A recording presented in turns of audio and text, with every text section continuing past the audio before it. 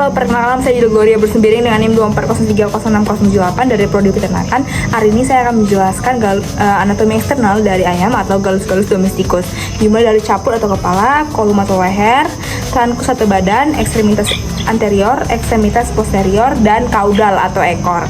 Dimulai dari caput itu dimulai dari paruh atau rostrum yang terdapat dua bagian, yaitu maksila dan mandibula, yaitu rahang atas dan rahang bawah, dan di maksila terdapat cavum moris. Dan terdapat nares posterior, yaitu lubang yang menghubungkan rongga mulut dan hidung, dan nares anterior yaitu hidung. Lalu masuk ke organ visus atau mata, lalu masuk ke poros acusticus externus, yaitu telinga atau indera pendengaran, dan sera atau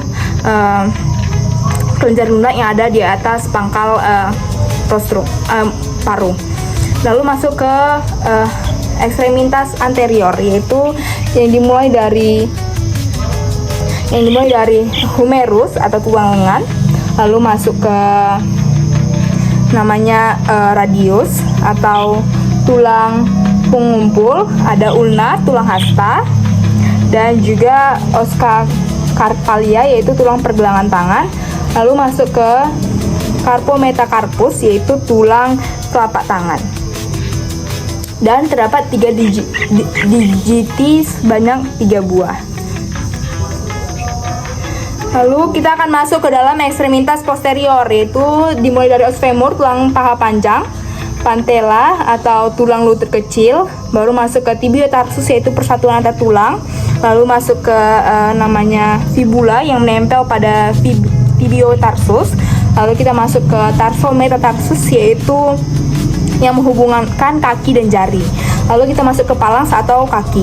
Dan pada ayam itu terdapat 3 pembagian bulu atau plume. Yang pertama itu plume yang terdiri atas calmulus atau tangkai bulu, terdapat rachis menyokong vexillum, dan vexillum itu barbe yang menempel atau melekat pada rachis. Baru terdapat plumulae yang terdapat pada ekstremitas posterior, dan plume ini terdapat pada ekstremitas anterior yang membuat bentuk pada tubuh.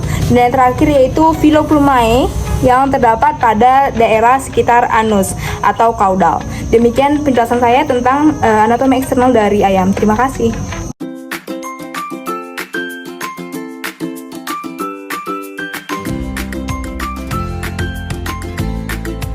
Nama saya Gloria Bersembiring dengan NIM 240306078 dari Prodi Peternakan.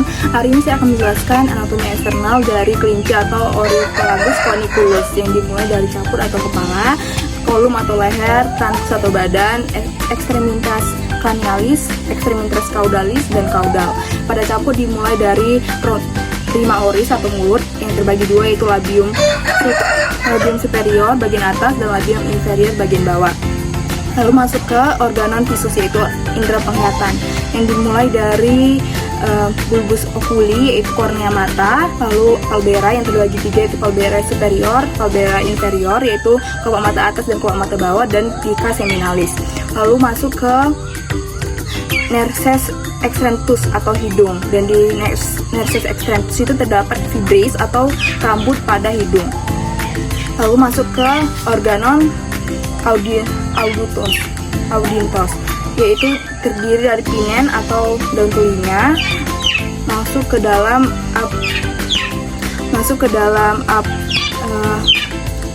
poros acusticus extrantus atau lubang telinga bagian luar.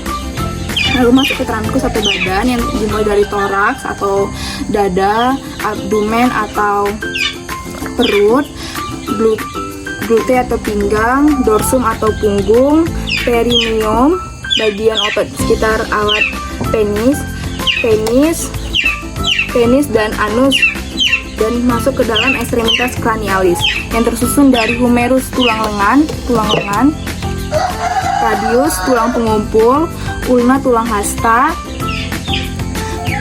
carpus itu pergelangan tangan, metacarpus itu telapak tangan, dan flanges atau jari-jari.